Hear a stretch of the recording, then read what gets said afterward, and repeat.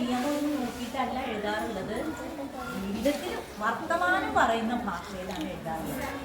അതുകൊണ്ട് എന്തുണ്ട്, ഞാൻ എഴുതുന്നതിന് മിടിപ്പുകൾ നിങ്ങൾക്ക് കേൾക്കാം.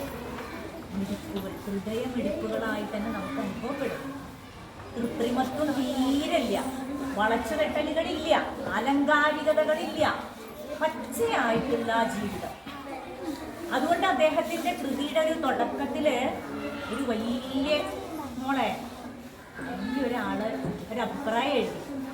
ഒരു കൃതി വായിക്കുമ്പോൾ നമ്മൾ അതിൻ്റെ മുകളിൽ തുടക്കത്തിൽ അഭിപ്രായം എഴുതാറുണ്ട്. പുസ്തകം വായിച്ചാൽ നിങ്ങൾക്ക് ആദ്യത്തെ പേജിൽ കാണാം. എന്താ എഴുതിയെന്നറിയോ? ജീവിതത്തിൽ നിന്ന് ചീന്തിയെടുത്ത ഒരേട് അതിൻ്റെ വക്കിൽ രക്തം പൊടിഞ്ഞിരിക്കുന്നു എന്ന് പറയും. ആ വാക്യം ടീച്ചർ പറഞ്ഞത് ജീവിതത്തിൽ നിന്ന് ചീന്തിയെടുത്ത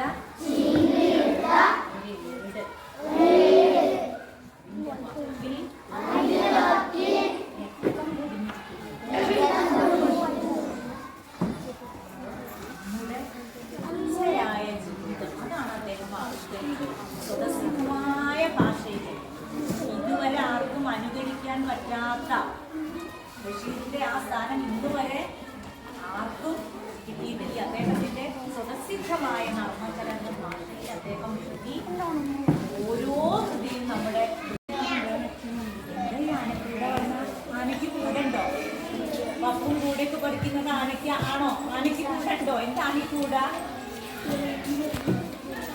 ആനക്കൂടത്തെ കഥ വായിച്ചു വന്നിട്ടുണ്ടോ ടീച്ചറെ? നിങ്ങൾക്ക് ഇന്ന് ആനക്കൂട വായിച്ചോ?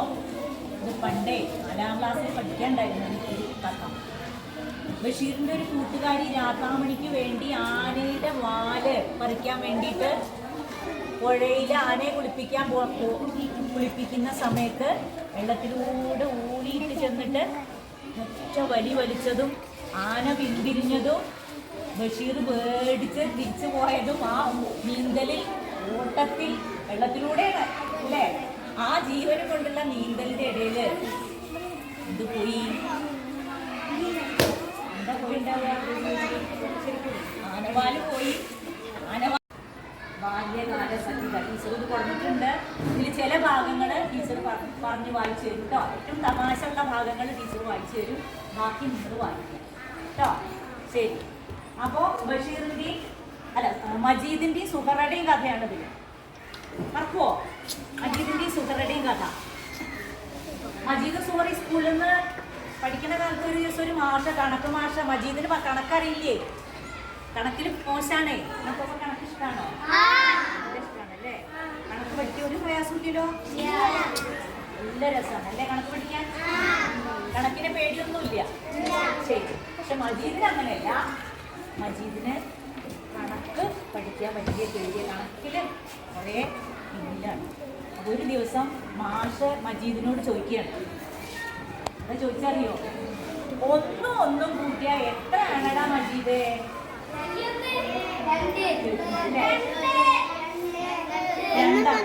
ഒന്നും കൂട്ടി എത്രയാണ്? നിങ്ങളോട് ചോദിക്കുന്നത്. രണ്ടാണോ? ഉറപ്പാ? ഒന്നും കൂട്ടിയ രണ്ടാണോ? അല്ലേ? അല്ലേ? എത്രയാണ്? ഒന്നും കൂട്ടി എത്രയാണ്? രണ്ടാണോ? ആണോ? അല്ലേ? ഉറപ്പാണോ? അതെ. എന്നാല് മജീദിന്റെ ക്ലാസ്സില് അധ്യാപകൻ വന്നിട്ട് ചോദിച്ചപ്പോ മജീദ് വേഗം എണീക്കുന്ന എന്താ പറഞ്ഞത് നിങ്ങൾക്ക് അറിയാം? എന്താ പറഞ്ഞേ? ഉമ്മണി വലിയ ഒന്ന് എന്നാ പറഞ്ഞു. ഉമ്മണി വലിയ ഒന്ന്, ഉമ്മണി വലിയ ഒന്ന്. അത് ശരിയാണോ തെറ്റാണോ? തെറ്റാണോ? തെറ്റാണോ? ഉറപ്പാ? ശരിയാണല്ലേ? എന്താ ശരിയാണോ പറയാൻ കാരണം? ശരിയാണോ തെറ്റാണോ? നിങ്ങൾ പറയാം. ശരിയാണോ? എന്താ അങ്ങനെ പറയാൻ കാരണം? ആദ്യം ഒന്നും കിട്ടിയ രണ്ടാണ് പറഞ്ഞു, ഉറപ്പാണ് ശരിയാണ് പറഞ്ഞു. ഇപ്പൊ അതാ പറയണു വലിയ ഒന്നാണ് ശരി. എന്താ ഈ വലിയ ഒന്ന്, ഉമ്മണി വലിയ ഒന്ന് എന്ന് പറഞ്ഞാൽ ശരിയാണെന്ന് പറയേണ്ട കാരണം? പറഞ്ഞോളൂ. നമുക്ക് എന്താ തോന്നിയത് കേട്ടപ്പോ? എന്തേലും വല്ല കാര്യം തോന്നിയോ?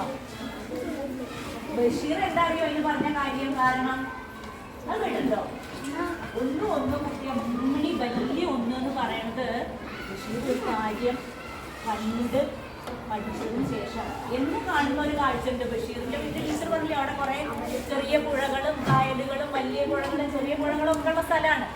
അപ്പൊ 2 ചെറിയ പുഴകൾ വന്ന് കൂടിച്ചേർന്നപ്പോ അവിടെ ഒരു വലിയ പുഴ ഉണ്ടായി. ഉറപ്പല്ലേ? നമ്മളിവിടെ മണ്ണിൽ നിങ്ങൾ കുടിക്കാറില്ലേ 2 ചെറിയ ചാലുകൾ? കുട്ടിയോടെ എപ്പോഴും ഈ നല്ല മഴ പെയ്യുമ്പോൾ കഴിയുന്നു കടിച്ചു നോക്കും. മണ്ണിൽ ഇങ്ങനെ 2 ചെറിയ ചാലുകൾ അപ്പുറത്തുനിന്ന് പുറത്തുനിന്ന് വെള്ളം ഇങ്ങനെ ഒഴിക്കും. അത് 2 കൂടി ചേർന്നിട്ട് പോവാൻ ഒരുമിച്ച് ചേർക്കുക. വലിയ വെള്ളച്ചാലായി മാറില്ലേ? അതേപോലെ 2 പുഴകൾ കൂടി ചേർന്ന് വലിയ പുഴയിൽ മാറുന്നത് ആര് കണ്ടിട്ടുണ്ട്? അപ്പോ അതുകൊണ്ടാണ് ബഷീർ പറഞ്ഞത് എന്ത്? ഒന്നും ചേർന്നാൽ വലിയ. അപ്പൊ ഇത് നമുക്കൊരു പാഠം. തേന്മാവ് ഒരു കഥയുടെ തുടക്കം എങ്ങനെയാണ് എന്നുള്ളത് നിങ്ങൾ ശ്രദ്ധിക്കണം. പണ്ട് രാജ്യത്ത് ഒരു രാജാവ് ഉണ്ടായിരുന്നോ ഒന്നുമല്ല, ഒരു മാവ് ഉണ്ടായിരുന്നു എന്നൊന്നുമല്ല തുടക്കം. ഈ കഥ തുടങ്ങുന്നത് എങ്ങനെയാണ് എന്നുള്ളത് ശ്രദ്ധിക്കാറില്ല കേട്ടോ. നിങ്ങൾ കേട്ടതൊന്നും ശരിയല്ല. ഞാൻ ഒരു വൃക്ഷത്തെയും ആരാധിക്കുന്നില്ല, സൃഷ്ടികളിൽ ഒന്നിനും. എന്നാൽ ഈ തേന്മാവിനോട് എനിക്ക് പ്രത്യേക സ്നേഹമുണ്ട്. എൻ്റെ ഭാര്യ അസ്മാക്കുമുണ്ട് സ്നേഹം. അതിമഹത്തായ ഒരു പ്രവൃത്തിയുടെ അടയാളമാണ് ഈ തേന്മാവ്. അത് ഞാൻ വിശദമാക്കാം. പറയുന്ന സംഭാഷണമാണ് കേട്ടോ. അങ്ങനെ ഒരാൾ പറയുന്ന ഒരു കാര്യത്തിൽ കൂടെയാണ് ഈ കഥ തുടങ്ങുന്നത്. അപ്പൊ ഇനി തേന്മാവിന്റെ എങ്ങനെയാണെന്നുള്ളത് വിശദമാക്കുന്ന കഥയാണ് വരാൻ പോണത്. ഞങ്ങൾ ആ മാവിൻ ചുവട്ടിലാണ്. ധാരാളം മാങ്ങയുണ്ട്. മാവിൻ ചുവട്ടിൽ വളരെ വീതിയിൽ വൃത്തത്തിൽ വെള്ള മണൽ വിരിച്ചിരിക്കുന്നു. അതിനു ചുറ്റും 2 വരിയിൽ കല്ലു കെട്ടിച്ച് സിമന്റിട്ട് അതിൽ വൃത്തത്തിൽ റോസാ ചെടികൾ പിടിപ്പിച്ചിരിക്കുന്നു. നോക്കൂ, ജയിലിന്റെ ഉള്ളിൽ ഇരിക്കുമ്പോൾ കൂടി റോസാ ചെടികൾ നട്ട ആളാണ് നമ്മുടെ ബഷീർ കേട്ടോ.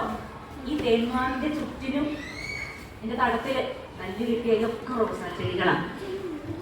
മനസ്സിൽ കാണുക ആ മാവും അതിന്റെ ചൂടും. അദ്ദേഹത്തിന്റെ പേര് റഷീദ് എന്നാണ്. ഭാര്യയും മോനുമായി തൊട്ടടുത്തുള്ള വീട്ടിൽ താമസിക്കുന്നു. ഭാര്യയും ഭർത്താവും അടുത്തുള്ള സ്കൂളിലെ അധ്യാപകരാണ്. അദ്ദേഹത്തിന്റെ ഭാര്യ മാമ്പഴം ചെത്തിപ്പൂളി 10-16 വയസ്സായ മകന്റെ കയ്യിൽ ഒരു പ്ലേറ്റിൽ കൊടുത്തയച്ചു. ഞങ്ങൾ അത് തിന്നു. തേൻ പോലെ മധുരമുണ്ട്. അവിടെ മാവിന്റെ ഒട്ടി ഇരിക്കുകയാണ്. റഷീദ് എന്നുള്ള ആളുടെയാണ്. മാവിയുടെ ഏത് കഥാപാത്രത്തെയാണ്? തേന്മാവിന് ഇഷ്ടപ്പെട്ടു. ഏറ്റവും തേന്മാവുണ്ട് പ്രകൃതിയുടെ ഒരു അല്ലെ, ആ പ്രകൃതി എന്ന് പറയുന്നത് എത്ര പ്രധാനപ്പെട്ടതാണെന്ന് ബഷീർ നമുക്ക് ഓരോ കൃതിയിലും അതിനുള്ള ഉദാഹരണത്തെ കാണിച്ചു തരുന്നുണ്ട്. പിന്നെ കഥാപാത്രങ്ങളിൽ ആരെ ഏറ്റവും ഇഷ്ടപ്പെട്ടത്? ഏറ്റവും നല്ല ഒരു പ്രവൃത്തി, നന്മ നിറഞ്ഞ ഒരു പ്രവൃത്തി നമ്മളിവിടെ കണ്ടൂലോ.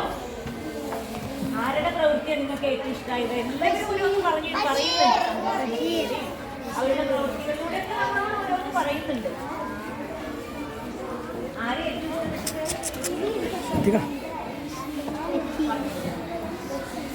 ബഷീർ പറയുന്നത് ഈ കഥ പറയുന്ന ആളാണ്. വീട്ടിൽ കാണാൻ ചെന്നതാണ്. ഈ കൂട്ടുകാരന്റെ വീട്ടിലേക്ക് ബഷീറിന്റെ വീട്ടിൽ കാണാൻ ചെന്ന ആളാണ്. അയാൾക്ക് കേട്ട് നിൽക്കുന്ന ആളാണ്. റഷീദിനെ ഇഷ്ടപ്പെട്ടു. എന്താ റഷീദിനെ ഇഷ്ടപ്പെടാൻ കാരണം? നല്ല ആൾക്കാർക്ക് വെള്ളം കൊടുത്തു. അതുകൊണ്ടാണ് അല്ലേ? കേവലാഹ്ലാദമേ പൂരിക പൂരിക. അങ്ങനെ നമുക്ക് വാർന്ന ആഹ്ലാദങ്ങളുടെ ഒരു ലോകം കിട്ടി. സ്നേഹം തിരിച്ചറിയണം, എല്ലാ നന്മകളും തിരിച്ചറിയണം. അങ്ങനെ ആ നല്ല പ്രവൃത്തികൾ, ഈ നല്ല പ്രവൃത്തിയുടെ അടയാളമായിട്ട് ഈ തേന്മാവിനെ നിങ്ങൾ മനസ്സിലേറ്റി ടീച്ചർക്കറിയാം. അങ്ങനെയുള്ള നല്ല പ്രവൃത്തികൾ ചെയ്ത് നല്ല കുട്ടികളായി വീടിന് നല്ലവരാവുക, നാടിന് നല്ലവരാവുക, എല്ലായിടത്തും നല്ല കുട്ടികളായിട്ട് നിങ്ങളെ കാണാൻ എല്ലാവർക്കും ആഗ്രഹമുണ്ട്. അതിനനുസരിച്ച് നിങ്ങളും നീങ്ങുക.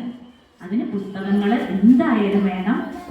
വായിക്കുമല്ലോ, പരിചയപ്പെടുത്തിയ പുസ്തകങ്ങൾ ഒന്നുകൂടി പറയാം, ഒന്നുകൂടി ഓർമ്മിക്കുക. ഒന്ന് പറഞ്ഞു നോക്കുക പേരുകൾ. ബാല്യകാല സഖി, ബാല്യകാല സഖി, പാത്തുമ്മായുടെ ആട്, എന്റെ ഉപ്പൂപ്പാക്കൊരാനുണ്ടായിരുന്നു, മുച്ചീട്ടുകളിക്കാരന്റെ മകൾ,